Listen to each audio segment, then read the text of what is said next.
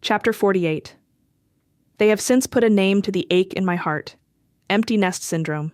I didn't know where to turn. One day, I must have turned south because I found myself in Oregon City, in a stately building like so many that Corey had worked on through the years. It held the county offices and the county courts. I finally found the right office. A woman clerk greeted me. "What can I do for you?" Hesitantly, I said. "I want to inquire about taking a foster daughter."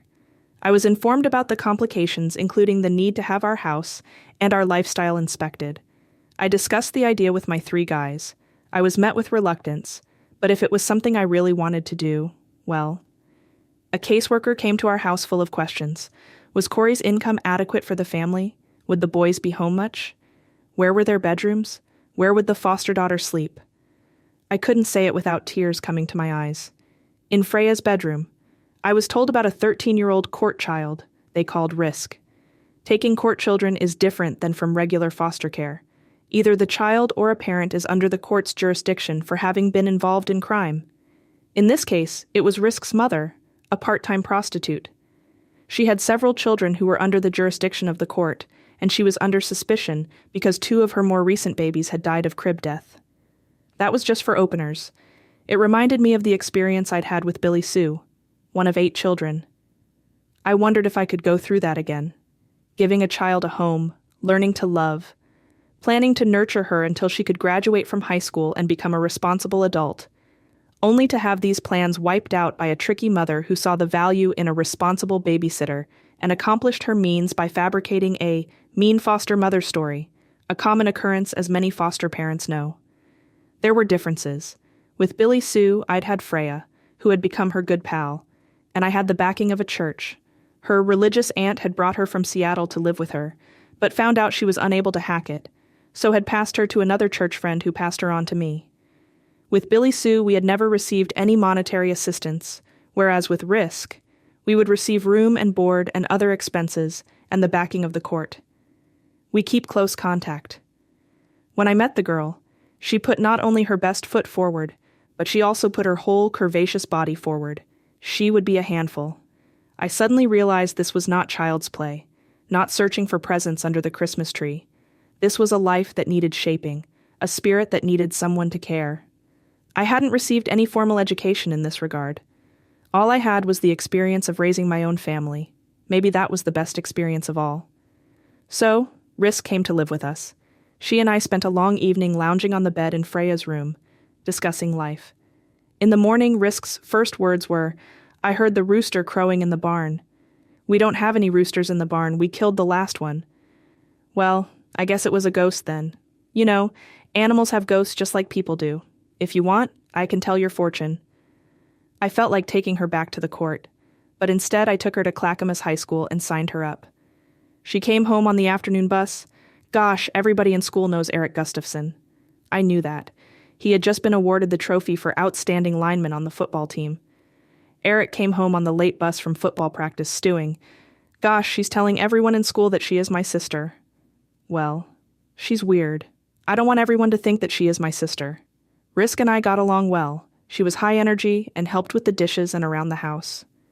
She made friends with one of the neighborhood girls who had a pony. She told everyone about the chicken ghost in the barn. About 3 months later, she failed to come home on the bus. I called the school. She hadn't been there all day. I reported her missing. Just saying the words made me realize how much I had come to care for her. I joined in the search. Every day I drove along 82nd Avenue, the hangout for many delinquent kids. I often passed a certain police car, not knowing how many times I would end up passing that car in the future and how well I would get to know the officers that drove it, and hear their stories about runaways. One evening they found Risk holed up in a trailer. The caseworker began to tell me the circumstances. "Do you really want to hear the details?" she asked. I had witnessed indecent things in the entertainment world, but I had not participated in them, and I had always considered myself a decent person. Even though I had overindulged occasionally, it was not something I felt good about. After I had children, my desire was to raise them with noble values. In this company I felt like a novice, dealing with people who delighted in evil and in those who did evil. I agonized over my ability to cope. I knew in my heart that Risk's salvation lay in her coming to understand that God loved her. For God so loved the world that he gave his only begotten Son, that whosoever believes in him should not perish but have everlasting life. But in being totally honest, I realized there was a cloud on my faith. I had seen too many church splits. Worse than any ski club, Corey termed them. Philandering pastors. Deceitful deacons. Probably my greatest disillusion had come while we were still living on Holgate. The wife of a well-known church leader, whom I knew only slightly through my music, had a car accident in front of our house. Highly regarded, she always dressed to the hilt, drove a big shiny car, lived in a big house, and was an advocate of a gospel that preached, if you serve God, he would give you riches. When I came upon the scene, she was arguing furiously with the driver of the other car. When the smoke settled and he had left the scene, she asked me to confirm her story to the insurance company. I said I hadn't seen the accident. That was no problem for her. Well, just tell them that you did. I had been so anguished over this that I made an appointment to see a pastor who had been associated with Franklin Baptist. I had never had a real consultation with a counselor before, and hoped for a great revelation, but I left feeling more frustrated than when I went in.